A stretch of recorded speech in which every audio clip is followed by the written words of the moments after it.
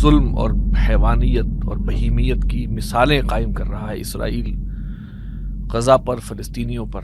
مسلمان حکمران خاموش بیٹھے ہوئے، مذمتی بیانات سے بڑھ کر آگے کوئی بات نہیں ہے۔ جو قرب قیامت کی جو علامات ہیں اور جو دور فتن کا ذکر ہے اور اس میں اسپیشل جو جنگوں کا ذکر آ رہا ہے، کیا اسی کی طرف پیش قدمی نہیں؟ محسوس ہوتا ہے کہ حالات اس طرف جا رہے ہیں۔ کیا محمد صلی اللہ علیہ وسلم نے حق کے لیے کھڑے ہو کر سسٹم کو چیلنج نہیں کیا؟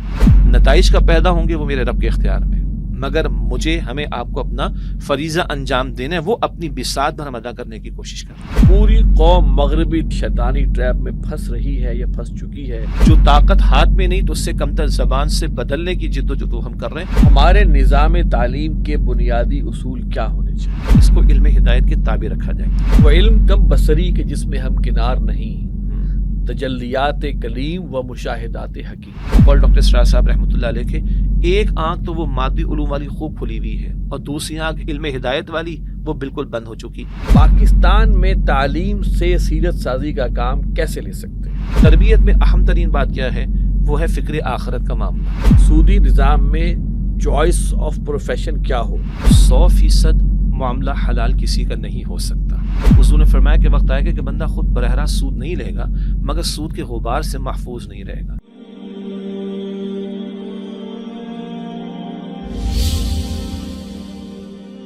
نحمدہ و نصلی علی رسولہ الکریم۔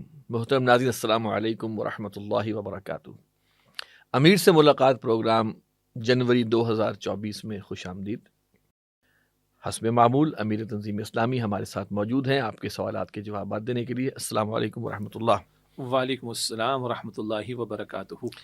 محترم ناظرین، آپ کو پتہ ہے کہ یہ جو ہمارا پروگرام ہے پچھلے تقریباً 1.5-2 سال سے الحمدللہ باقاعدگی سے ماہانہ بنیاد پر ہو رہا ہے، اور ہم آپ سے کہتے ہیں کہ آپ ہمیں سوالات بھیجیں تنظیم اسلامی کے حوالے سے، حالات حاضرہ کے حوالے سے، یا اور کسی عنوان کے لحاظ سے آپ سوال پوچھ سکتے ہیں۔ ہم امیر تنظیم سے آپ کا سوال پیش کریں گے اور جواب حاصل کریں گے۔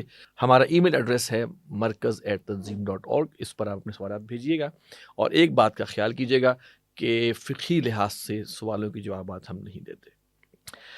سن 2024 شروع ہو چکا جی، اور جس المیہ کے ساتھ 2023 اختتام پذیر ہوا اس المیہ سے نجات نہیں مل رہی، اور وہ ہے اس وقت جو ظلم اور حیوانیت اور بہیمیت کی مثالیں قائم کر رہا ہے اسرائیل غزہ پر، فلسطینیوں پر۔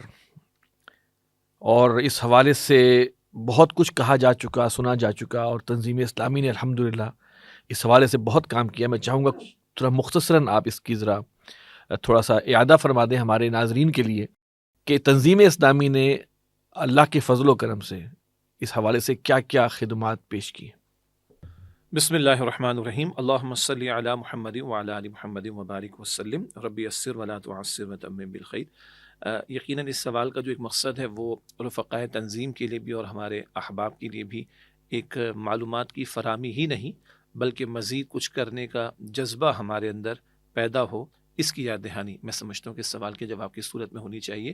ورنہ یہ بات کہ تنظیم اسلامی نے یہ کیا اور تنظیم اسلامی نے وہ کیا، نہ یہ ہمارے استاد ڈاکٹر اسرار صاحب رحمۃ اللہ علیہ کا مزاج تھا، نہ اس کی ایس سچ کوئی ضرورت ہے۔ لیکن بعض مرتبہ کچھ باتوں کا ذکر اس لیے بھی ہوا کرتا ہے کہ کہیں اگر کسی ذمہ داری کی ادا کرنے میں کمی ہے یا خدا نخواستہ بے حسی کا معاملہ ہے تو احساس ضیاع پیدا ہو، اور اگر کچھ کیا جا چکا ہے تو اس سے مزید کچھ کرنے کا جذبہ ہمارے اندر پیدا ہو۔ 7 اکتوبر 2023 سے یہ جو معاملہ شروع ہوا، اور اب 3 مہینے سے زیادہ جب یہ پروگرام ہمارے ناظرین دیکھ رہے ہوں گے تو تقریباً 3 مہینے سے زیادہ گزر چکا ہے۔ تو بہرحال جس کو قرآن کریم ہمیں امر بالمعروف و نہی عن المنکر کے فریضے کے ذیل میں سمجھاتا ہے وہ امت کی ذمہ داری ہے۔ تو جو وسائل اور صلاحیت اللہ تعالیٰ نے عطا فرمائی کہ ایک طرف اپنے مظلوم بھائیوں اور بہنوں اور بچوں کے لیے آواز کو بلند کرنا، اور دوسری طرف اسرائیل کی طرف سے جو ظلم برپا کیا گیا ہے، لفظ ظلم بھی شاید اس وقت چھوٹا محسوس ہوتا ہے، درندگی کا معاملہ ہے، حیوانیت کا معاملہ ہے، اور اس سے آگے اتنا کہ عالمی ضمیر بھی اس وقت اس کو جھنجھوڑا گیا ہے، اور اس میں سے آپ دیکھیں گے کہ بعض غیر مسلم بھی اسرائیل کے خلاف آواز بلند کر رہے ہیں۔ تو ایک طرف یہ آواز بلند کرنا اور اس کے تعلق سے مسلمانوں میں امت کا درد پیدا ہونا، اور امت کے عوام کو بھی اور امت کے حکمرانوں کو بھی متوجہ کرنا اپنی ذمہ داری کے ادا کرنے کے تعلق سے۔ تو خطابات جمعہ، electronic media, print media, social media, اسی طریقے پر بہت سارے اور امور کو تو ہم انجام دے رہے ہیں 7 اکتوبر کے بعد سے. البتہ دسمبر کے مہینے میں ہم نے مشاورت کی بات یہ طے کیا 15 دسمبر سے 25 دسمبر 2023 کی ہم بات کر رہے ہیں کہ محسوس یہ ہوا کہ وہاں ظلم تو بڑھ رہا ہے اور مصائب کا شکار ہوتے چلے جا رہے مسلمان، لیکن جو مستقل کرنا ہے امت کو کام اس میں کمی محسوس ہمیں ہوئی. تو ہم نے مشاورت کے بعد 11 دن کی مہم کا اہتمام کیا پورے پاکستان بھر میں، اور اس میں پھر خطابات جمعہ، سیمینارز کے ذریعے سے، الیکٹرانک پرنٹ میڈیا کے ذریعے سے، پبلک پلیسز پر جا کر، ریلیز کی صورت میں، جلسوں کی صورت میں، پرنٹڈ مٹیریل کی صورت میں، پھر علماء تک بات کو پہنچانا کہ وہ بھی اس آواز میں اپنا حصہ ادا کریں، اور کر رہے ہیں ماشاء اللہ بعض حضرات. اسی طریقے پر ائمہ ہوں، ہمارے مقتدر طبقات ہوں، حکمراں ہوں، ان سب تک ہم نے بات پہنچائی کہ ہم سب اپنے فریضے کو انجام دینے کی کوشش کریں. اور ہم اسی کے ذیل میں پاکستان کے چند شہروں میں باقاعدہ سیمینارز کا ہم نے انعقاد کیا. لاہور میں سب سے پہلے ہم نے منعقد کیا، اسی طرح پشاور میں، اسلام آباد میں، گجرات میں، کراچی میں، سکھر کے علاقے میں، صادق آباد میں، رحیم یار خان میں، جہاں جہاں میں ممکن ہوا. مجھے خود بھی اللہ تعالیٰ نے توفیق دی، میں حاضر ہوا، اور ہمارے رفقائے تنظیم نے مختلف سیمینارز اور پروگرامز کا انعقاد کیا.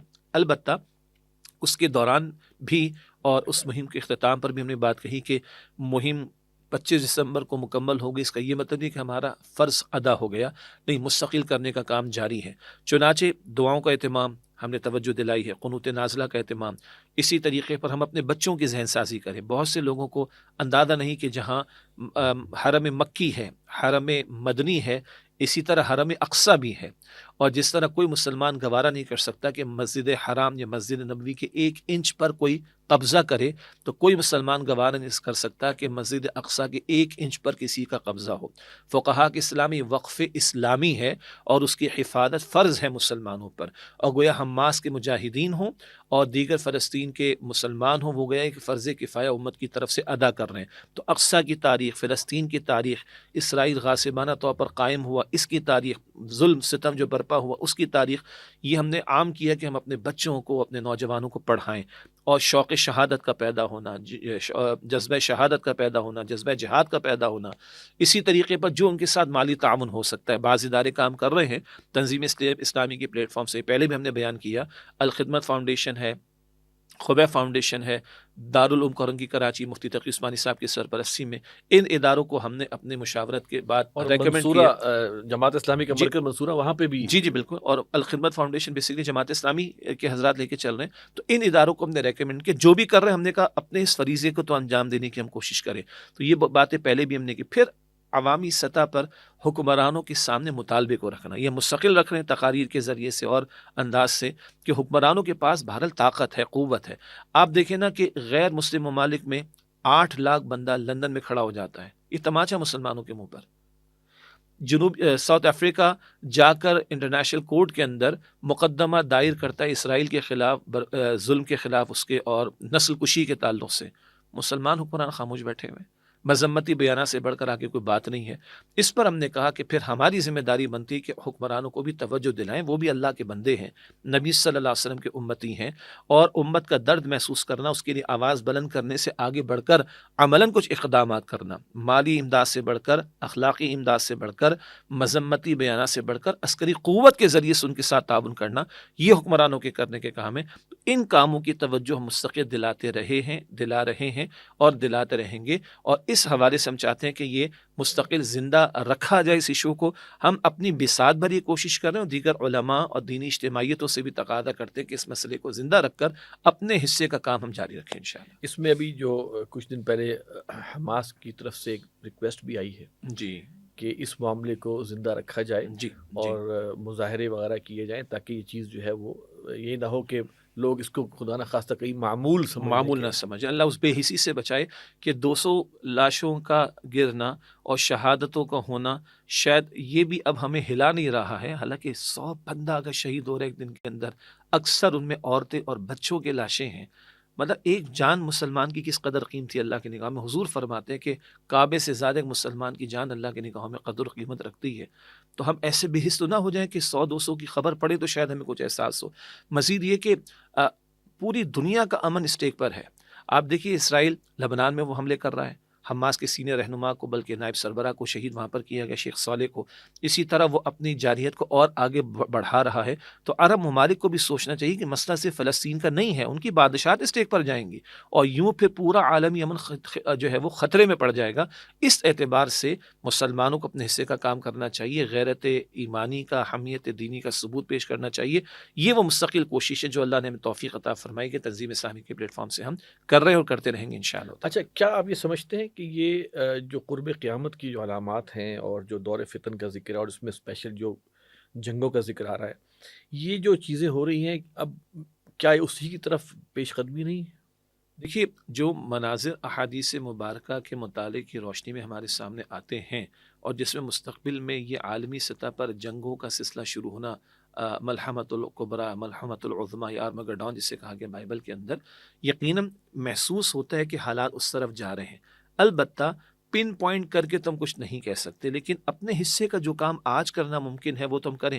بلکہ آپ کی بات بلند ہوتی ہے، مجھے ایک اور خیال ہے جو ہم نے گفتگو میں رکھا اور ہمارے ہاں مختلف سیمینارز میں دیگر علماء بھی اور دیگر حضرات بھی تشریف لائے، اہل علم و دانشور بھی، صحافی حضرات بھی، انہوں نے بھی اس کو ہائی لائٹ کیا. پاکستان کی پوزیشن بڑی اہم ہے. مسلمانان فلسطین بھی توقع ہم سے رکھتے ہیں اور 1967 کی جنگ کے بعد اسرائیل اور عرب کے درمیان جو ہوئی، کچھ فتوحات ملی اسرائیل کو، کچھ علاقے ملے، تو اسرائیلی وزیر اعظم کا بیان تھا کہ ہمارا سب سے بڑا دشمن، نظریاتی دشمن پاکستان ہے. تو اسلامی ایٹمی پاکستان ان کو کھلتا ہے. نتن یاہو کئی مرتبہ کہہ چکا میری خواہش ہے کہ پاکستان کی ایٹمی صلاحیت کسی طور پر ختم ہو جائے. تو فلسطین کے مظلوم مسلمانوں کو بھی اگر توقع ہے تو اسلامی ایٹمی پاکستان سے، اور اسرائیل کے مقتدر طبقات کو بھی خطرہ ہے تو جو ہے وہ پاکستان سے. اور حماس کے سربراہ اسماعیل ہنیہ کا بیان بھی آیا تھا 6 دسمبر 2023 کو کہ اگر پاکستان کوئی جواب دے اور آواز بلند کرے تو اسرائیل باز آ سکتا ہے. اس تناظر میں پاکستان کی اہمیت بہت بڑھ جاتی ہے. اور وہ جو مستقبل کا منظرنامہ جس کو بانی تنظیم اسلامی ڈاکٹر اسرار صاحب نے بہت عام کیا علیہ رحمہ، میں ناظرین کو اور ہمارے ساتھیوں کو ریکمینڈ کروں گا، جو ان کے گلف وار کے دور کے خطابات ہیں جو اردو میں بھی اور انگریزی میں بھی ٹرانسلیٹ ہوئے، سابقہ اور موجودہ مسلمان امتوں کا ماضی، حال اور مستقبل. انگریزی میں اس کا ترجمہ لیسنز فرام دا ہسٹری کے عنوان سے موجود. اور وہ احادیث مبارکہ پیش کرتے ہوئے یہ نکتہ کہ وہ جو عالمی منظر نامے پر بات عالمی خلافت کے قائم ہونے کی آئے گی، جناب عیسیٰ علیہ السلام کا نزول ہے، جناب مہدی کی تشریف آوری ہے، تو ان کی مدد کے لیے خراسان کے علاقے سے فوجیں چلیں گی. رسول اللہ علیہ السلام کے دور کا خراسان، یہ پاکستان افغانستان کا علاقہ بڑا حصہ یہ اس دور کا خراسان ہے. وہ بھائی یہاں کچھ ہوگا تو یہاں سے کچھ افواج ان کی مدد کے لیے جاری ہوں گی. اس اعتبار سے ہم مسلمانوں نے پاکستان کو سمجھنا چاہیے. پاکستان کس شب میں اللہ تعالیٰ نے دیا؟ ایٹمی صلاحیت اللہ تعالیٰ نے ہمیں دی، میزائل ٹیکنالوجی بہترین اللہ نے دی، وسائل اللہ نے ہمیں عطا فرمائے. اس اعتبار سے اس مسئلے کے ذیل میں ہماری اہمیت بھی زیادہ ہے اور ہماری ذمہ داری بھی بقیہ امت کے مقابلے میں بڑھ جاتی ہے. یہ وہ احساس ہے جو ہم عوام الناس کو بھی اور ہمارے مقتدر طبقات اور حکمرانوں کی مستقل دلانے کی کوشش کر رہے ہیں. اب ہم سوالات کی طرف آتے ہیں. عبداللہ ہارون صاحب ہیں، وہ کہتے ہیں لاہور سے ہیں، کہتے ہیں میں لاہور میں پرائیویٹ جاب کرتا ہوں، الحمدللہ رب العالمین شیخ و پورہ میں تنظیم اسلامی کی اجتماع میں وقتاً فوقتاً شریک ہوتا رہتا ہوں. اکثر اوقات کام سے چھٹی نہیں ملتی. اگر ان حالات میں بیعت کرتا ہوں اور پھر مسلسل اجتماعات میں یا کسی اور تقریب میں شرکت نہیں کر سکتا، حالات کے پیش نظر اس بارے میں تنظیم کی کیا پالیسی ہے کہ بیعت کر چکا شخص سالانہ اجتماع، سیمینار، اجتماعات چھوٹے یا بڑے پیمانے پر شرکت کرنا لازم ہے یا نہیں؟ غالباً رہتے یہ لاہور میں ہیں اور شیخو پورہ میں کچھ اجتماعات اٹینڈ جاب یہ لاہور میں کرتے ہیں، اوکے، اجتماعات کے لیے ایسا محسوس ہوتا ہے کہ رہائش شاید شیخو پورہ میں ہے. شیخو پورہ میں. اب دیکھیے جہاں اس طرح کے پریکٹیکلی کچھ معاملات پیش آتے ہیں ہمارے رفقائے تنظیم کو، تو ان کو ہم گنجائش دیتے ہیں اور پھر ان کی سہولت کے مطابق. بعض ایسے ساتھی ہیں کہ جہاں ان کی جاب ہے وہاں وہ 5 دن رہتے ہیں اور ویکینڈ پہ وہ اپنے گھر چلے جاتے ہیں شاید کسی دوسرے شہر کے اندر. تو ہمیں ان کو ریکمنڈیشن یہ ہوتی ہے کہ 5 دن آپ ایک مقام پر مستقل ہیں تو کوشش کریں کہ شام کے اوقات میں وہاں پر آپ شرکت کر لیں. تو یہ پرسن ٹو پرسن بھی ویری کرتا ہے. ایسی بھی جابس کی نوعیتیں ہوتی ہیں. وہ حضرات کے جو آئل فیلڈز میں کام کر رہے ہوتے ہیں، میں سب کراچی کے کچھ لوگوں کو جانتا ہوں، وہ انٹیریئر سندھ میں جاتے ہیں تو 15 دن وہ گھر ہوتے ہیں، 15 دن وہ جاب پر ہوتے ہیں. اب ایک پریکٹیکل ایشو آتا ہے اس کے اندر. تو اگر وہ گھر پر ہیں اور 15 دن میں وہ 2 مرتبہ, جیسے ہمارے ویکلی پروگرام ہوتے ہیں جس کو ہم اسرے کا اجتماع کہتے ہیں, وہ شرکت کرتے ہیں, اور 15 دن وہ اپنے اور جاب کے اعتبار سے گئے ہوئے, تو اپنے ذمہ داران کی نالج میں اس بات کو لے کر آئیں گے جو ان کے ذمہ دار ہیں, اور ان کے سامنے اپنی معذرت کو پیش کریں گے. تو گراؤنڈ ریئلٹیز کو دیکھتے ہوئے, پریکٹیکل جو پرابلمس آتے ہیں اس کو دیکھتے ہوئے رخصت کا بھی عنصر موجود ہے. البتہ پھر ہم یہ کہتے ہیں کہ جہاں فزیکلی آپ اجتماعات اٹینڈ کر سکتے ہیں وہاں اٹینڈ کریں, جہاں فزیکلی اٹینڈ کرنا ممکن نہیں ہے وہاں بہت کچھ اور کرنے کو آپ کے پاس موجود ہے. مثلا مطالعہ لٹریچر کی بات ہے, بانی تنظیم اسلامی ڈاکٹر سعد صاحب کے ویڈیوز کو سننے کا معاملہ ہے. پھر یہ کہ ٹیکنالوجی کی وجہ سے کچھ چیزیں آسان بھی ہو گئی ہیں, کہیں آن لائن کبھی شرکت کر سکتے ہیں. ایک مقام پر آپ 15 دن ہوتے ہیں اور وہاں فزیکل شرکت کرتے ہیں, 15 دن آپ وہاں نہیں ہوتے, اگر کوئی کنیکٹیوٹی ایسی مل جاتی ہے کہ آپ اس میں آن لائن شرکت کر سکتے ہیں تو نہ ہونے سے کچھ ہونا بہتر ہوتا ہے. اور آخری بات یہ ہوتی ہے کہ ویئر دیر از اے ول دیر از اے وے. جب وہ خواہش پکی ہوتی ہے, ارادہ پکا ہوتا ہے, تو اللہ تعالیٰ اس میں راستے بھی کھول دیتا ہے. تو یہ گراؤنڈ ریئلٹیز بھی سامنے رکھتے ہیں ہم, پریکٹیکل آبسٹیکلز آ سکتے ہیں ان کو بھی اکوموڈیٹ کیا جاتا ہے. اور پھر جب یہ اپنے ذمہ دار سے, جو کہ ان کے نقیب جن کو ہم کہتے ہیں, مشورہ کریں گے تو وہ اپنے تجربات کی بنیاد پر ان کو اور اچھا مشورہ بھی دے سکیں گے. کنیکٹیوٹی ضروری ہے, جڑے رہنا ضروری ہے, فزیکل شرکت کا کوئی نعم البدل نہیں ہے, اور نہ ہونے سے کچھ ہونا بہتر ہے. ان سارے امور کو سامنے رکھتے ہوئے شرکت کریں گے, انشاءاللہ فائدہ ہوگا. اصل میں لوگ بیعت کے لفظ سے نا بہت ساری وہ چیزیں سمجھ لیتے ہیں کہ بس اب تو پھنس گئے. ٹھیک ہے, تو اس کو ذرا ایک اور انداز سے لیتے ہیں. شاید ہماری ہی ان ملاقاتوں میں پہلے بھی سوال آیا ہے کہ صاحب میں بیعت کر لوں گا تو ایسا ہو جائے گا, اور ایسا ہو جائے گا, ایسا ہو جائے گا. تو ہم کہتے ہیں کلمہ پڑھ کر تو ایسا سب کچھ آلریڈی ہو چکا ہے, ہونا چاہیے. نہیں آلریڈی ہو چکا ہے. ہاں. ان لوگ کہتے ہیں کہ تنظیم اسلامی میں شامل ہوں گا تو کیا کرنا ہوگا. تو میرا ون لائنر ہوتا ہے کہ کچھ نیا نہیں کرنا ہوگا. وہ سارے تقاضے جو دین نے آپ پر رکھے ہیں, انفرادی ذمہ داریوں کے اعتبار سے, اجتماعی ذمہ داریوں کے اعتبار سے, وہ تو کرنے ہی کرنے ہیں. ہاں یہ اجتماعیت میرے آپ کی ضرورت تو ہے, مگر یہ سپورٹیو ہے مجھے اور آپ کو ہمارے فرائض کو انجام دینے میں معاونت کرنے کے اعتبار سے. تو کوئی یہ کہتے ہیں جی بیعت کر لوں گا تو میں پھنس جاؤں گا, تو میں کہوں گا کہ بھائی آلریڈی آپ اور میں کلمہ ادا کر کے پھنس چکے ہیں. وما خلقت الجن والانس الا ليعبدون. اور جب میں کہہ دیتا ہوں اشہد ان لا الہ الا اللہ واشہد ان محمد رسول اللہ صلی اللہ علیہ وسلم, تو میں نے اپنے آپ کو گویا پابند تو کر لیا ہے. اب اس کے لیے کیا کرنا ہے, وہ دینی فرائض ہم بار بار بیان کرتے ہیں, اور ان دینی فرائض کو ادا کرنا اکیلے ممکن نہیں, تو جماعت جوائن کرنا اس کے لیے لازم ہے, اور پھر جماعت کے میکینزم کے مطابق چلیں گے تو صحیح طرح اپنے فرائض کو انشاءاللہ انجام دے سکیں گے. عبدالفتاح صاحب, عبدالفتاح پشاور, السلام علیکم ورحمۃ اللہ وبرکاتہ. میرے 3 سوال ہیں. نمبر 1, میں سرکاری کالج کا طالب علم ہوں, اور چونکہ حکومت سود پر مبنی معیشت پہ چلتی ہے, تو کیا میں سود پر تعلیم حاصل کر رہا ہوں جبکہ ہم داخلہ فیس ادا کرتے ہیں, باقی کوئی ماہانہ فیس نہیں ہے. یہ سرکاری کالج میں ایسا ہوتا ہے, تو وہ یہ سمجھ رہے ہیں کہ یہ سود پر تعلیم حاصل کریں. ایک سوال. دوسرا سوال یہ ہے, سودی نظام میں چوائس آف پروفیشن کیا ہو, کیونکہ چور کے لیے گاڑی چلانا بھی تو اس چوری میں شامل ہونا ہی ہے. اور تیسرا سوال ذرا ڈفرینٹ ہے بھارت, سود کے خاتمے کے لیے آپ کے کیا اقدامات ہیں, اور اس میں ہم آپ کی کس طرح مدد کر سکتے ہیں. جی, پہلی اصولی بات تو یہ ہے کہ جب باطل نظام ہو, شریعت اسلامی نافذ نہ ہو, تو 100% معاملہ حلال کسی کا نہیں ہو سکتا. یہ اصولی بات ہے. اسی لیے ڈاکٹر اسرار صاحب بانی تنظیم اسلامی علیہ رحمہ فرماتے تھے کہ جب ہم اس نظام میں جی رہے ہیں جہاں شریعت اسلامی نافذ نہیں ہے, تو انڈر پروٹیسٹ جئیں گے, منیمم پر اپنے آپ کو رکھنے کی کوشش کریں گے, اور اپنی میکسیمم ایفرٹس کو اس نظام باطل کے بدلنے پر لگائیں گے. اب میں اس کو اور ایلیبوریٹ کر دیتا ہوں. ہم میں سے کوئی شخص انڈائریکٹلی سود سے بچا ہوا نہیں ہے. اور یہ تو حدیث میں بھی ہے نا. ہاں, حدیث مبارک ابن ماجہ میں, ابو داؤد شریف میں حضور نے فرمایا کہ وقت آئے گا کہ بندہ خود براہ راست سود نہیں لے گا, مگر سود کے غبار سے محفوظ نہیں رہے گا. اب انہوں نے کالج کی بات کی ہے. بھائی جس سڑک پر آپ بس میں بیٹھ کے یا موٹر سائیکل پر بیٹھ کے کالج جاتے ہو, وہ سڑک بھی گورنمنٹ نے بنا رکھی ہے. درمیان میں کوئی پل آئے گا, وہ پل بھی گورنمنٹ نے بنا رکھا ہے. جو بجلی آپ کے کالج میں, کیا آپ کے ہماری مسجد میں استعمال ہو رہی ہے, وہ بھی گورنمنٹ کے قائم کیے ہوئے جو بھی پروجیکٹس ہیں ان کے ذریعے سے آ رہی ہے. سودی پروجیکٹس کے ذریعے. اس کپڑے میں لگا ہوا ہے, یہ جو میں سانس لے رہا ہوں اس میں بھی سود آ رہا ہے. تو 100% تو کسی کا معاملہ اس وقت حلال نہیں ہے. یہ تسلیم کرتے ہوئے اب جو اپنی ضروریات ہیں وہ ہم پورا کریں گے حلال طریقے پہ میکسیمم اس کو, اور اپنی ایفرٹس کو لگائیں گے. یہ جو غلطی ہو رہی ہے ڈاکٹر صاحب کہتے ہیں اس کا کفارہ ادا کرنے کے لیے, تو کفارہ ہے غلبہ دین کی جد و جہد میں اپنے آپ کو کھپانا, تاکہ اگر دین غالب ہو جائے گا تو یہ مسئلہ ختم, اور اگر آج میری موت واقع ہو جائے تو میں اللہ کے سامنے اپنی معذرت پیش کر سکوں کہ اللہ ڈائریکٹلی تو میں بچ رہا تھا, جو اگلے سوال میں بھی ہم آئیں گے, مگر انڈائریکٹلی تو میں انوالو تھا. یہ اس کا کفارہ ہے جو ہمیں ادا کرنا ہے.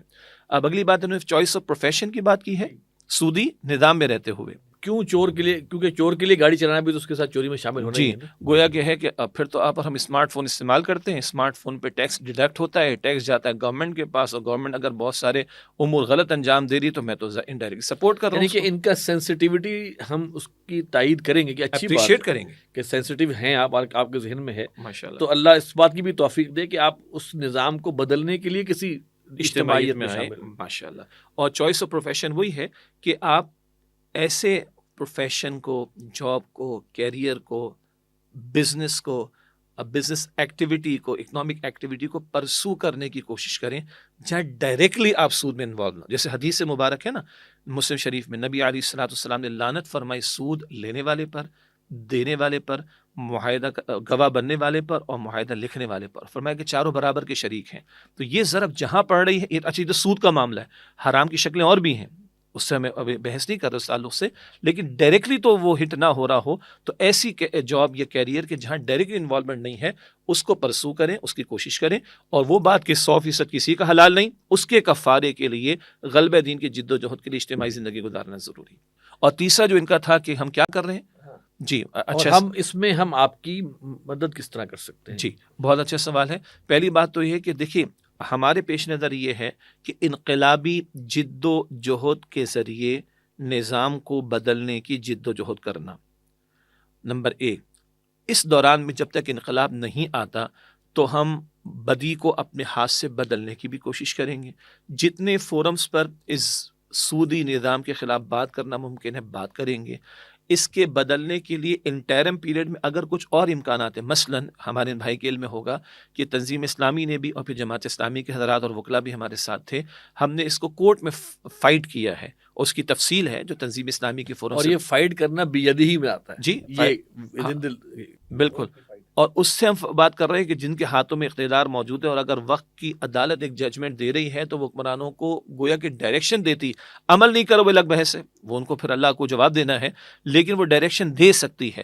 تو بہرحال وہ جو ہم نے اس میں عدالتی کارروائی میں اپنا حصہ ڈالا اللہ تعالیٰ کی توفیق سے, یہ بھی ایک کوشش تھی. اور جو طاقت ہاتھ میں نہیں تو اس سے کمتر زبان سے بدلنے کی جد و جہد ہم کر رہے ہیں. اور اس کے لیے ان بھائی کو مشورہ پھر وہی ہوگا جو پہلی دو باتوں کے لیے تھا کہ کیا تعاون کر سکتے, تعاون نہیں, کیسے اپنے فرائض کو انجام دے سکتے ہیں.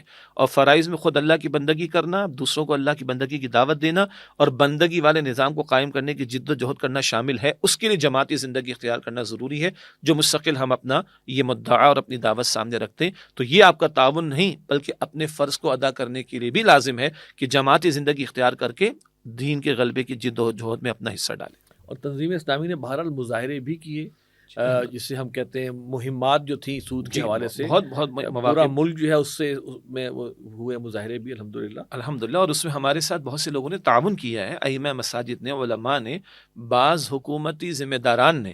بس ٹھیک ہے ہماری حکومت ہے اور وہ نہیں کر پا رہے, لیکن آپ کام صحیح کر رہے ہیں. بات حکومتی ذمہ داران کی طرف سے بات آئی, وہ بھی مسلمان ہے نا, ان کو بھی تو یہ آیت جو ہے وہ ہلا نہیں دیتی ہوگی کہ اگر سود کے معاملے کو نہیں چھوڑتے تو اللہ تعالیٰ اس کے رسول سے جنگ کے لیے تیار ہو جاؤ. سورۃ البقرہ آیت نمبر 270-279 میں تفصیل آئی. تو حاصل کلام یہ کہ مہمات سب اسی لیے کہ جب تک ہاتھ کی طاقت نہیں تو زبان سے بدلنے کی جد و جہد کریں. راحیل گوہر صدیقی صاحب ہیں کراچی سے,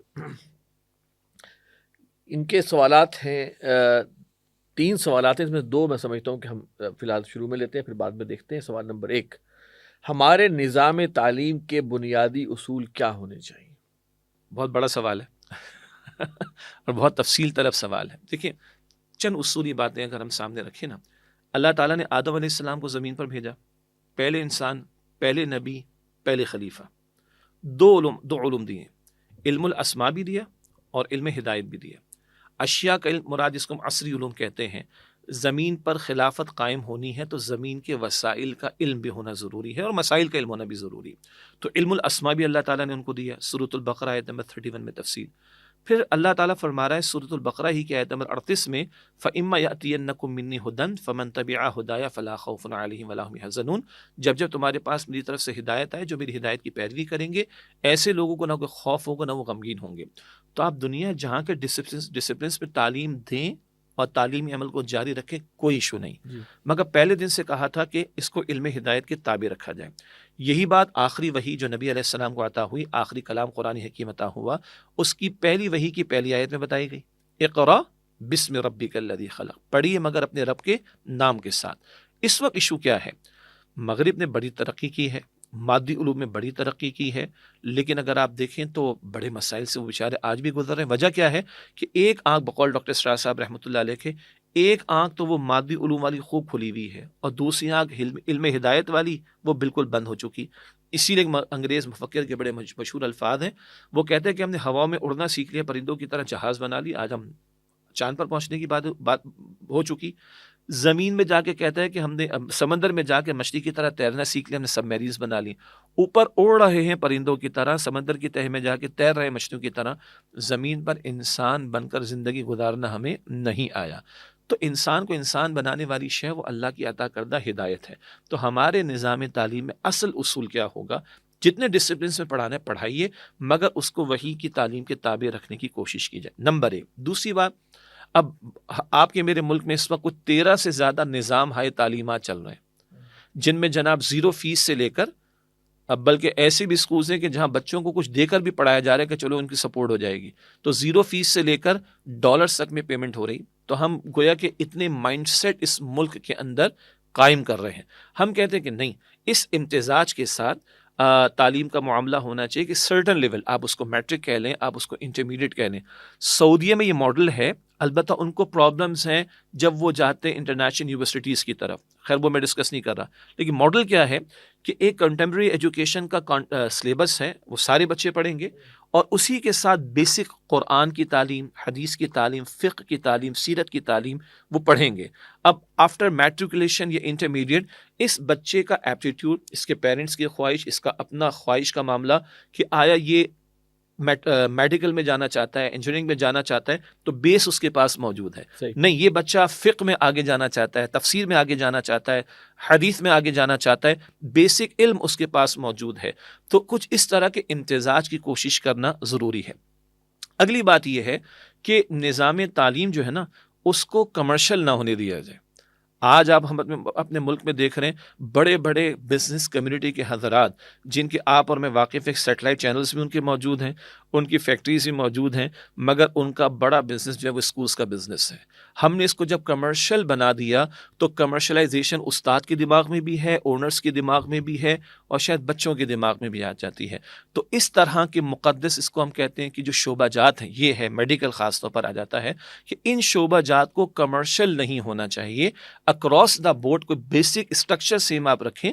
ہاں، اس کے بعد اسپیشلائزیشن کے معاملات کے اندر آپ آگے بڑھنے کے چوائسیز دے سکتے ہیں، مگر اس میں سے جو کمرشلائزیشن کا ایلیمنٹ آ گیا کہ تعلیم اب بزنس بن گیا. مائنڈ سیٹ بھی کیا بنتا ہے؟ ڈگری کس لیے لینی ہے میں نے؟ تاکہ کل میں کمانے کے قابل ہو جاؤں، یعنی اخلاق کا ستیہ ناز ہو جائے. اور جو ایک چلیے دنیاوی اعتبار سے لوگ کہتے ہیں کہ ملک کو ملت کے لیے کچھ کرنے کا جذبہ، اور ہم جب مسلمانوں کے لیے بات کریں گے تو امت کا کوئی درد اور محمد مصطفیٰ علیہ السلام کے مشن کے تعلق سے کوئی جذبہ، وہ تو رہ گیا ایک طرف. مائنڈ سیٹ تو یہ بنا کہ پیسہ ہے تو میری ویلیو ہے. تو اس کو، اس کے کمرشل ایلیمنٹ کو ہٹانے کی جو ہے وہ ضرورت ہے. بارے اس میں بہت کچھ کلام ہوا ہے، بہت سارے حضرات نے کیا ہے. اصل اصول یہ ہے کہ علوم دنیاوی جس کو ہم کہہ دیتے ہیں عصری تعلیم، اس کو علم ہدایت کے تابع کرنے کی کوشش، ایک سرٹن لیول تک سارے بچوں کو پورے ملک کے ایک ہی تعلیم کے نظام سے گزارا جائے. پھر ان کے ایپٹیٹیوڈ کے مطابق وہ فلاں ڈسپلن میں جانا چاہتے ہیں تو وہ جائیں، بیس ان کے پاس اس کے اندر موجود ہوگی. اور تیسرا میں نے گزارش کی ہے کہ اس میں سے جو کمرشل ایلیمنٹ ہے یا کمرشلائزیشن کا ایلیمنٹ ہے، اس کو نکالے بغیر تعلیم کا تزکیہ ہو نہیں سکے گا. ایک شعر میں ذہن میں آ رہا تھا، ہمارے پروفیسر تھے فلاسفی کے، پروفیسر بختیار حسین صدیقی رحمہ اللہ، وہ کہا، انہوں نے شعر سنایا تھا، وہ علم کم بصری کے جس میں ہم کنار نہیں، تجلیات کلیم و مشاہدات حکیم. یہ دونوں چیزوں کو انہوں نے اس میں جوڑا تھا. جی سوال نمبر 2 ان کا یہ ہے کہ ہم پاکستان میں تعلیم سے سیرت سازی کا کام کیسے لے سکتے ہیں؟ دیکھیے، سیرت کی پہلی کتاب یعنی کردار سازی کی پہلی کتاب ہمارے لیے قرآن حکیم ہے، اور کردار سازی کے لیے اہم ترین شخصیت محمد مصطفیٰ صلی اللہ علیہ وسلم. تو کتاب جمع سنت رسول کہیں، کتاب جمع صاحب کتاب کہیں، ان کو کس طرح ہم سسٹم میں لا سکتے ہیں. چلیے اپریسیشن کی ایک میں بات کر دوں، جو کہ نظام میں آنے کی حد تک تو بات ہو چکی ہے، شاید ہمارے اس فورم پر بھی بات آئی ہو، کہ ہم یہ چاہیں گے کہ ہمارے ان بچوں کو اسکول لائف میں ہم قرآن حکیم کے بنیادی پیغام سے گزاریں. ٹھیک ہے، اور اللہ کا شکر ہے آپ کے بھی علم میں شاید ہم پہلے کبھی بات کر چکے ہوں کہ ایک کراچی کا ادارہ دل فاؤنڈیشن کے نام سے وہاں میں بھی منسلک رہا ہوں، اور اس ادارے کے تحت ایک کوشش کی گئی کہ ایک ایسا قرآن حکیم کا نصاب مرتب ہم کریں کہ جو ہم اپنے اسکولوں کے طلبہ و طالبات کو پڑھائیں، اور قرآن کا بنیادی پیغام فرقہ واریت اور اختلافی مسائل سے مائنس شدہ وہ ہم ان کو دے سکیں. اللہ کا شکر ہے وہ کام ہوا، اور پاکستان کے تمام معروف مکاتب فکر کے علماء نے اس پر اتفاق کیا. وفاقی حکومت کی وزارت تعلیم کے تحت یہ کام ہوا، 2020 میں سب نے سائن آف کیا، اور اس وقت پاکستان میں فیڈرل لیول پر، کے پی اور پنجاب کے لیول پر یہ نظام تعلیم میں آ چکا ہے. اور 2023 میں اس کی بنیاد پر متفقہ ترجمہ قرآن حکیم کا اس کی بنیاد پر گریڈ 9 اور 11 میں 50 نمبر کا کمپلسری پیپر بھی ہو چکا، اور 2024 میں پنجاب کے پی میں گریڈ 9 سے گریڈ 12 تک اس کا ایک کمپلسری پیپر 50 نمبر کا ہر سال ہوگا. تو یہ پازیٹیو بات ہے. البتہ ابھی معیار مطلوب پر آنے میں وقت لگے گا. تو ایک قرآن حکیم کو، سیرت نبوی کو صلی اللہ علیہ وسلم شامل کریں. بڑی پیاری بات ایک صاحب نے کہی اور اچھی لگی مجھے، کہ سیرت پڑھایا جانا، سیرت النبی صلی اللہ علیہ وسلم کا پڑھایا جانا، یہ پڑھانے کے اعتبار سے بھی بڑا آسان ہے، سمجھنے کے اعتبار سے بھی بڑا آسان ہے، اور عملاً زندگی سے متعلق بہت زیادہ ہے. قرآن حکیم کا ترجمہ تشریح پڑھانا، بہرحال اس کے لیے ایک بیسک کوالیفیکیشن چاہیے. احادیث کا فقہی مسائل پڑھانا ذرا مشکل معاملہ ہے، لیکن سیرت کا معاملہ نسبتاً آسان ہے. اگر یہ ایک تو کتاب جمع سیرت نبوی ایڈ ہو، نمبر 1، اور نمبر 2 یہ کہ جن اساتذہ کے حوالے کروڑوں بچے ہم نے کر رکھے ہیں، کچھ ان کی بھی تربیت کا اہتمام کیا جائے. اور پھر تربیت میں اہم ترین بات کیا ہے، وہ ہے فکر آخرت کا معاملہ. میں جھوٹ کیوں نہ بولوں بھائی، جھوٹ بولتا ہوں تو میرے کرتوتوں پہ پردہ بھی پڑتا ہے، اور جھوٹ بول کر میں مال بھی بنا لیتا ہوں. لیکن مانتا ہوں اندر اس کی فطرت کہتی جھوٹ ہے غلط. اب کیا شے مجھے جھوٹ بولنے سے روکے گی؟ وہ ہے آخرت کا یقین. وہ قرآن سے آئے گا، وہ رسول اللہ علیہ السلام کی سیرت سے آئے گا. یہ چیز اگر تربیت کے انداز سے ہم بلٹ ان کریں گے تو ہم نظام تعلیم کے ذریعے سے نصاب کو بھی، اور نصاب پڑھانے والوں کو اس سے زیادہ اہم بات ہے، اپنے طلبہ و طالبات کی کردار سازی کا ذریعہ بنا سکیں گے انشاءاللہ. عارف نبی صاحب ہیں، ان کا تعلق ہے مقبوضہ کشمیر، گویا بھارت سے. ان کے سوالات 2-3 ہیں، لیکن میں اس میں ایک سوال فی الحال لے رہا ہوں. سوال یہ ہے کہ تنظیم اسلامی کو قائم ہوئے 46 سال ہو گئے، لیکن پھر بھی یہ کیوں اپنا حلقہ احباب ابھی تک کامیابی سے قائم نہیں کر سکے؟ جماعت اسلامی اپنا چھوٹا موٹا ہی صحیح، لیکن ایک حلقہ احباب قائم کرنے میں کامیاب رہی ہے. اس کا نشریاتی ادارہ بھی ہے، طلبہ تنظیم بھی ہے، اسٹریٹ پاور بھی ہے، اور اس کی تعلیمی اداروں میں پہنچ بھی ہے. تنظیم اسلامی اس لیول کی تنظیم کیوں نہیں بن سکی؟ پہلی بات یہ ہمارے بھائی مقبوضہ کشمیر سے ہیں، اور جہاں پر بھارت کا غاصبانہ قبضہ ہے. اللہ تعالیٰ ان بھائی اور بہنوں کے لیے آسانی کا معاملہ رکھے، اور ہمیں ان کا بھی درد نصیب فرمائے. دوسری بات یہ ہے کہ ہمارے بھائی نے جماعت اسلامی کے ساتھ کمپیئر کرنے کا ذکر اپنے سوال میں کیا. جماعت اسلامی مولانا سید ابو الاعلیٰ مودودی علیہ رحمہ نے قائم فرمائی، اور کوئی شک نہیں کہ تصنیف کے میدان میں، فکر اسلامی کی تجدید کے میدان میں اللہ نے بڑا ان سے کام لیا. اور اس میں بھی کوئی شک نہیں کہ پاکستان میں ملک گیر سطح پر ایک بڑی منظم جماعت ہے، اور جس نے بہت سارے شعبہ جات زندگی میں پینیٹریشن کیا، جس کا ہمارے بھائی نے ذکر بھی فرمایا. ہمارا جو اختلاف ہے بنیادی طور پر انتخابی سیاست کے میدان میں جماعت اسلامی کا آ جانا اس تعلق سے ہے، اور اختلاف ہم علمی انداز سے رکھتے ہیں. البتہ جہاں بھی ہمارا کوئی مسلمان بھائی دین کے لیے محنت کر رہا ہے، ہم وہ ہمارا بھائی ہے، اس کے لیے ہمارے دل میں وسعت بھی ہونی چاہیے اور ہم دعا بھی کریں گے. اور اچھا ہے کہ اختلافات کو علمی انداز سے قریب آ کر ڈسکشن میں لایا جائے تو شاید کوئی اشتراک کے بھی راستے کھل سکیں انشاءاللہ تعالی. اور مشترکہ امور کا جیسے میں نے ذکر کیا کہ جماعت اسلامی نے، تنظیم اسلامی نے مل کر انسداد سود کا کیس فائٹ کیا پاکستان کے اندر. اسی طرح بہت سارے مواقع پر ہم اپنے سیمینارز میں جماعت اسلامی کی قیادت کو، ذمہ داران کو دعوت دیتے ہیں، کبھی وہ ہمیں بلاتے ہیں. یہ اشتراک کا معاملہ مشترکہ امور پر رہتا ہے الحمدللہ. اب آئیے 46 سال جیسے ہمارے بھائی نے ذکر کیا تنظیم اسلامی کے تعلق سے، تو بہرحال ہمیشہ وہ کہتے ہیں نا there are always chances of improvement والی بات ہے. اچھا، میں جب ہم چارٹرڈ اکاؤنٹنسی کی فیلڈ میں تھے تو ایک مرتبہ ایک بڑی کمپنی کا آڈٹ مکمل ہوا اور اس میں ایک جو فائنینشیل رپورٹ بنتی ہے بیلنس شیٹ وغیرہ، اس میں ہمارے ساتھیوں سے کچھ مسٹیک ہو گئی. تو جو کمپنی کے پارٹنر تھے فرم کے، وہ پریزنٹ کرنے گئے، ان کو بھی احساس ہوا کہ صاحب یہ مسٹیک ہمارے ساتھیوں سے ہو گئی ہے. تو انہوں نے یہ نہیں کہا کہ میرے اسٹاف کی گڑبڑ ہے اور میرے اسٹاف نے مسٹیک کی ہے، بلکہ وہ کہتے ہیں اچھا بھائی یہ مجھ سے غلطی ہو گئی ہے تو میں اونرشپ اس کی لیتا ہوں اور آپ مجھے اتنا ٹائم دیں، میں اس کو دوبارہ کر دوں گا. یہ مجھے آج تک مثال اس لیے آتی ہے کہ آج تنظیم اسلامی کی عمارت کی ذمہ داری میرے پاس. تو اب میں ہمارے بھائی سے کہوں گا میرے حق میں دعا کریں کہ اللہ مجھے میرے احوال کی اصلاح کی توفیق عطا فرمائے. ہم اپنی کمی کوتاہی کا اعتراف کریں گے، کوئی شک نہیں ہے. البتہ اس کے ساتھ انہوں نے بڑا اچھا جملہ استعمال کیا کہ وہ حلقہ احباب والی بات. اچھا، اب انہوں اچھی بات ہے کہ تعداد کا ذکر نہیں کیا، تو ہم یہ کہہ سکتے ہیں کہ ہماری تنظیم کے جو رفقا باقاعدہ تنظیم میں شامل ہیں وہ ہزاروں کی تعداد میں. اور اگر احباب سے مراد وہ کہ جو تنظیم اسلامی سے بالخصوص ڈاکٹر اسرار صاحب سے محبت رکھتے ہوں، ان سے عقیدت رکھتے ہوں، ان کے کام سے اتفاق کرتے ہوں، وہ تو خود یہ گواہی دیں گے ماشاءاللہ وہ تعداد تو لاکھوں کے اعتبار سے ہے. البتہ ان کو انگیج کرنا کہ بھائی ڈاکٹر اسرار صاحب نے صرف دروس نہیں دیے بلکہ ڈاکٹر اسرار صاحب نے غلبہ دین کی جد و جہد کے لیے ایک جماعت بھی قائم کی جس کا نام تنظیم اسلامی ہے. تو اگر آپ ان سے محبت اور عقیدت رکھتے ہیں تو آگے بڑھ اس قافلے میں شامل ہوں. جہاں تک انہوں نے بہت سارے شعبہ جات زندگی کا ذکر کیا، یس، تنظیم اسلامی نے اس طرح کا اہتمام نہیں کیا کہ طلبہ کے لیے تنظیم الگ بنا دی جائے، تاجروں کے لیے تنظیم الگ بنا دی جائے، اساتذہ کے لیے تنظیم الگ بنا دی جائے، جیسے کہ جماعت اسلامی میں ان کے پاس ہی فورمز اویلیبل ہیں. البتہ یہ ضرور ہے کہ اس تنظیم اسلامی میں سینکڑوں کی تعداد میں اساتذہ کرام موجود ہیں، یونیورسٹی لیول کے بھی، کالج لیول کے بھی.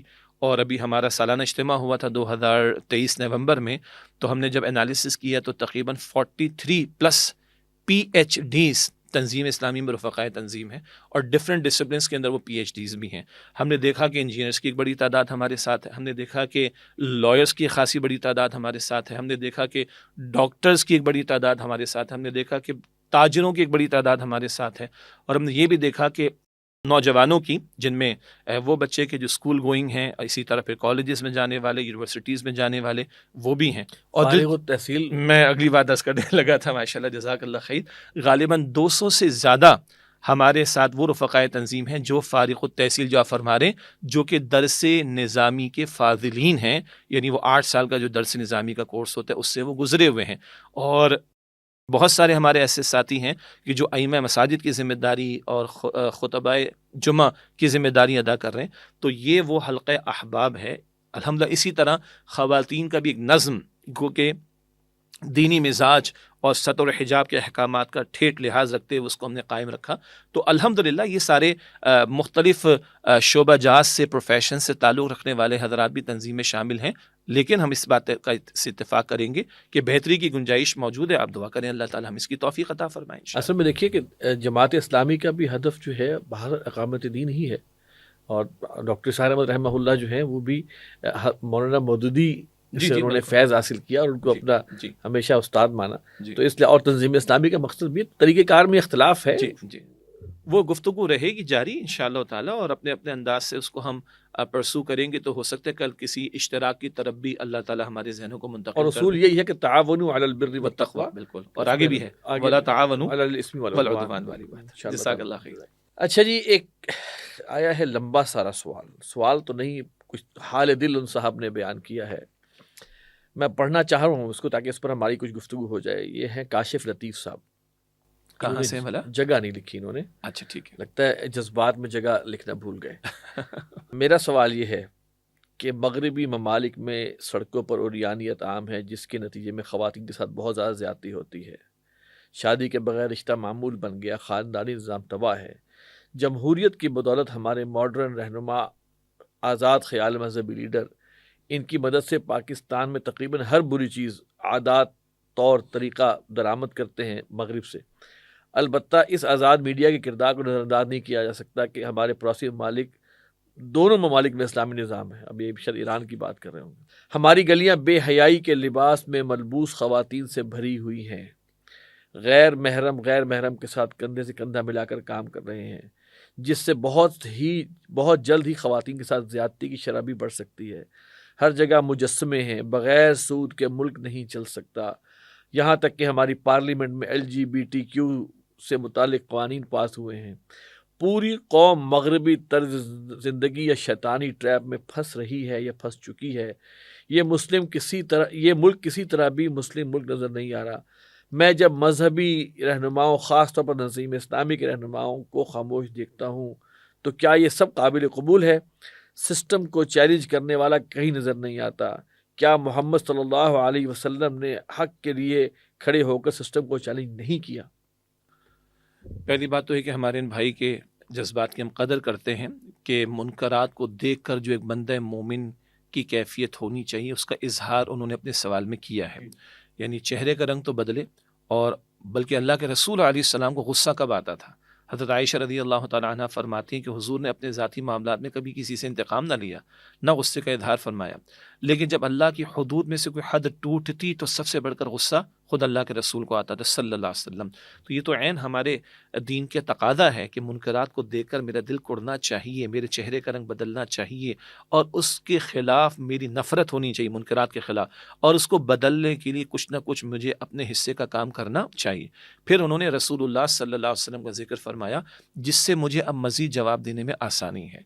ہمارے بھائی غور فرمائیں کہ شرک سب سے بڑا گناہ ہے، اور خانہ کعبہ میں 360 بت رکھے ہوئے تھے۔ اب یہ بڑا حساس نقطہ ہے اصل میں۔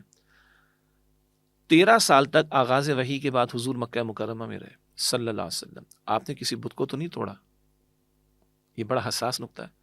حضرت عمر رضی اللہ تعالیٰ عنہ جیسی شخصیت ایمان لے آئے، اور جنہوں نے جب ہجرت فرمائی تھی تو کہا کہ کسی نے اپنی بیوی کو بیوہ کروانا ہو، بچوں کو یتیم کروانا تو آئے عمر کا راستہ روک لے، لیکن ابھی تو بت نہیں توڑے اللہ کے رسول علیہ السلام نے۔ یہ وہ نقطہ ہے حکمت کا بھی اور محمد مصطفیٰ علیہ السلام کی میتھڈالوجی کا بھی، جس کو میں سمجھتا ہوں کہ ان بھائی کو دیکھ لینا چاہیے۔ اور اس تعلق سے بارہا ہم نے ذکر کیا کہ ڈاکٹر اسرار صاحب بانی تنظیم رحمۃ اللہ علیہ، ان کا جو خطاب ہے رسول انقلاب کا طریق انقلاب، ویسے تو ان کے معروف ہیں، وہ آڈیو میں ملیں گے، منہج انقلاب نبوی، 11 خطبات جمعہ کتابی شکل میں وہ تفصیل ہو جائے گی، 2.5 گھنٹے کا خطاب، یہ سرچ کر کے سن لیں۔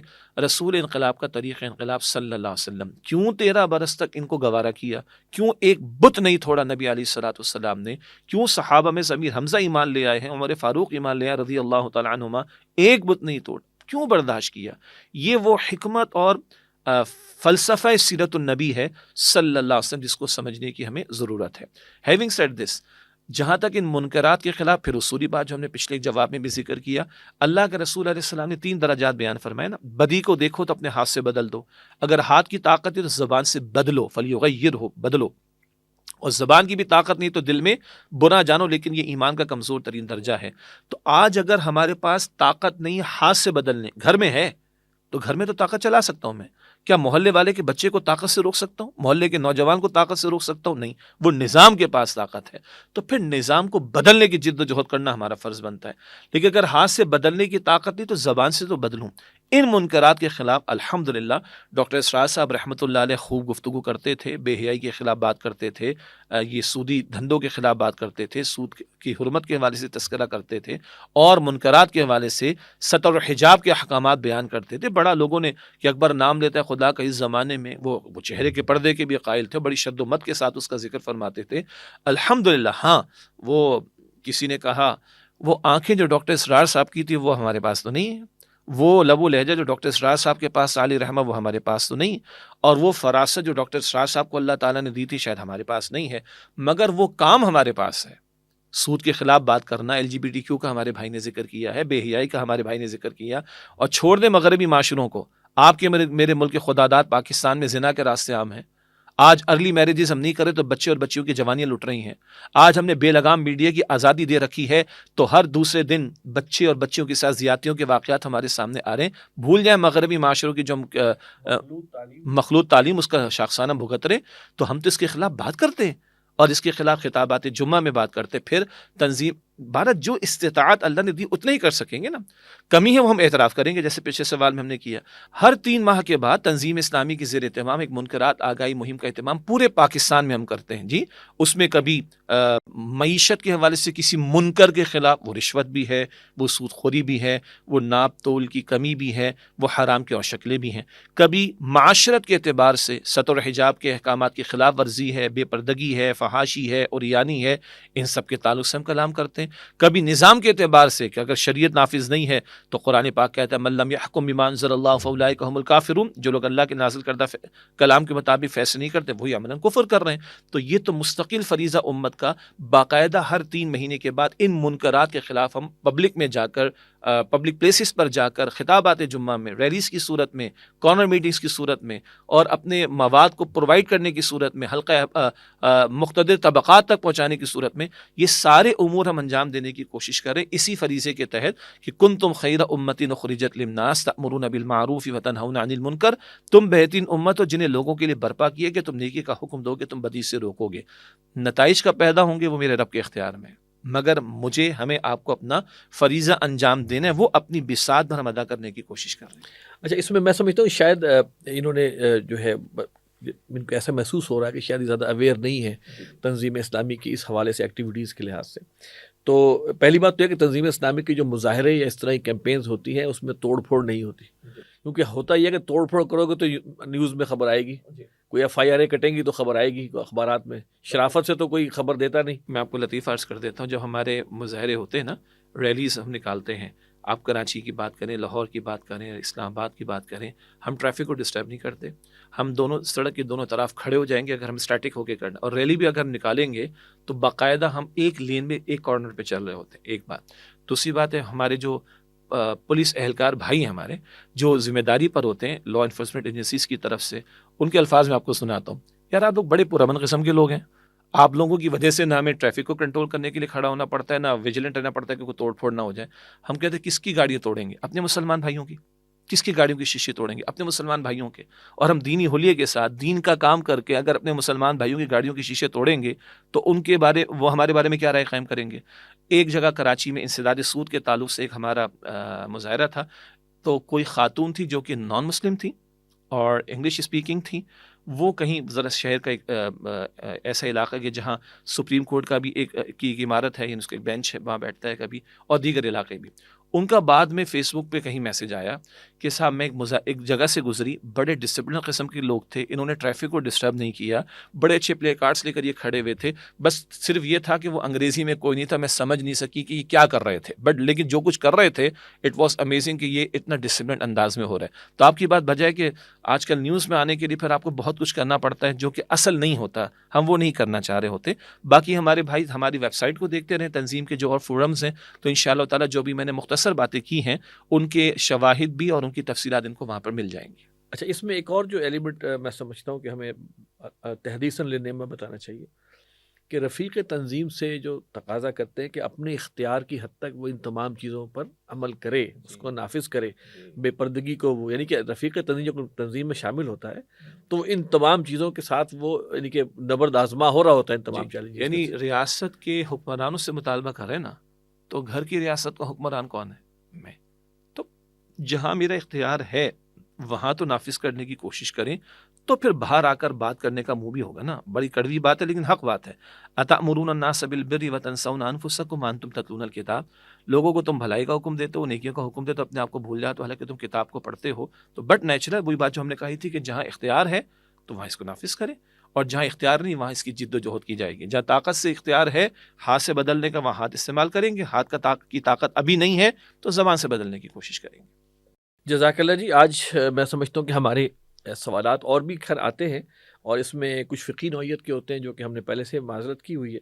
پھر ایک اور اہم بات یہ ہے کہ تنقیدی لحاظ سے شخصیات یا تناظیم کے حوالے سے سوالات ہوتے ہیں کہ ہم کوئی تنقیدی اس پہ کمنٹ کریں, عموماً ہمارا جو ہے وہ یہ نہیں ہوتا الحمدللہ. تو اس لحاظ سے کچھ سوالات ہم نے بھی انٹرٹین اس لحاظ سے نہیں کیے کہ پریسائز کسی اس پر کوئی نکتہ چینی کسی پر ہو رہی ہو، تو میں سمجھتا ہوں کہ وہ ہمارے اس فورم کا اس طرح معمول نہیں ہے. میں شکریہ ادا کرتا ہوں امیر تنظیم آپ کا کہ آپ نے وقت دیا، اور مجھے پتہ ہے کہ آج پورا دن آپ کا کیسا گزرا ہے، اور ابھی آگے بھی جا کے شاید مصروفیات ہو. جزاک اللہ تعالیٰ آپ کو صحت اور تندرستی دے اور آمین. ہدایت کے ساتھ رکھے. آمین. محترم ناظرین، یہ تھا ہمارا پروگرام امیر سے ملاقات ماہ جنوری 2024. میں پھر آپ سے کہوں گا کہ اپنے سوالات آپ ہمیں بھیجیے. markaz@tanzeem.org ہمارا ای میل ایڈریس ہے. انشاءاللہ ہم ان کو شامل کریں گے اور آپ کو امیر محترم سے سوالات کا جوابات لے کر دیں گے انشاءاللہ. اگلے پروگرام تک کے لیے یاد دیجیے. السلام علیکم ورحمۃ اللہ وبرکاتہ.